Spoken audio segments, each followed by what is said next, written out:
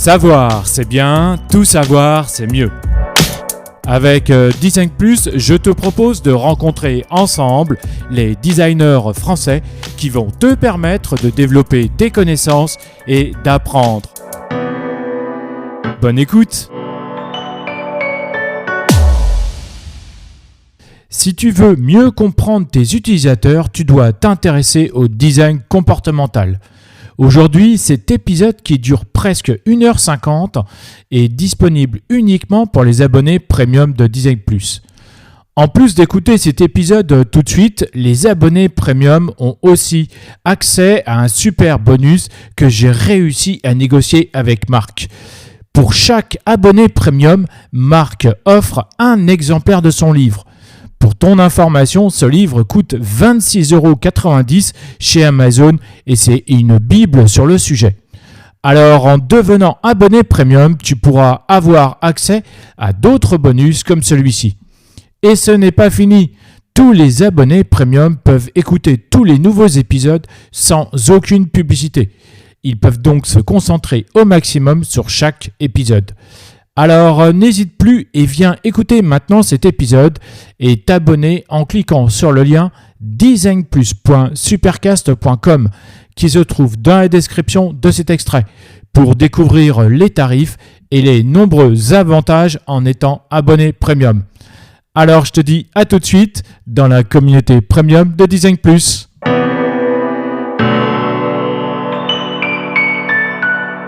Et par exemple, cette variable de mémorisation peut être utilisée, par exemple, quand on fait des tests utilisateurs. Moi, ça me fait toujours rigoler de voir les gens qui posent plein de questions aux utilisateurs. C'est nettement mieux de leur demander à la fin, tu prends une feuille blanche et tu leur dis, dessinez-moi la home page sur laquelle vous êtes arrivé tout à l'heure. L'enseignement que tu vas avoir rien qu'en faisant ça est énorme parce qu'en fait, il va devoir réactiver non consciemment sa boîte noire pour voir ce qu'il a retenu.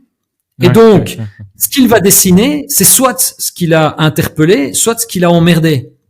Et donc, tu vois comment le design de comportement peut agir sur la conception, la recherche, les tests, parce que en fait, derrière, ce qu'il y a de commun, c'est qu'on utilise des variables de comportement. Et donc, on peut à la fois récolter des données, les appliquer sur des designs, mais aussi les tester.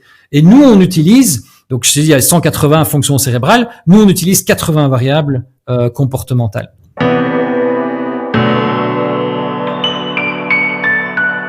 Quand tu parles des 25 modèles comportementaux, c'est quelque chose qui est sur la place publique, que tout le monde peut connaître, ou c'est quelque chose que toi, t'as identifié, tu as travaillé dessus pour ton académie et pour ton livre également?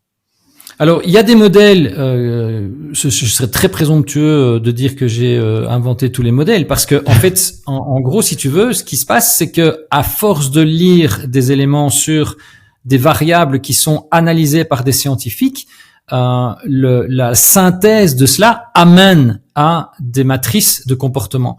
Donc, il y en a une, par exemple, qui est une matrice la plus simple en design comportemental, qui est celle de BG-Fogg, dans lequel on va mettre en place un niveau de motivation, donc en abscisse, et en ordonnée, on va aller mettre les aptitudes de la personne. C'est un modèle hyper basique, mais c'est pratiquement le seul qui existe à l'intérieur. Non, il y en a encore deux qui sont des modèles connus.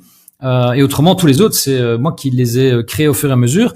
Et alors, en fait, ces modèles, si tu veux, je les ai créés parce que moi, j'étais confronté à des problèmes. C'est-à-dire que je me disais, mais merde, comment est-ce que je vais faire pour faire bouger les gens de tel comportement à tel comportement? Ou, malgré le fait qu'on a essayé, il y a tel comportement qui n'a pas fonctionné. Et donc, si tu veux, à force de travailler autour de ça, j'ai fait des modèles qui sont simples à comprendre, faciles à mettre en œuvre, mais surtout qui sont backupés scientifiquement. C'est-à-dire qu'il y a des...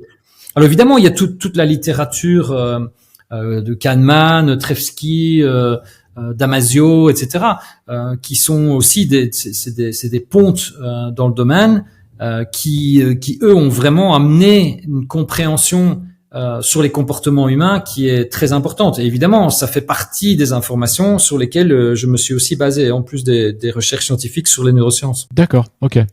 Et donc, tout à l'heure, tu nous disais que c'était en 4 étapes. Et c'est quoi l'étape numéro 3 alors ?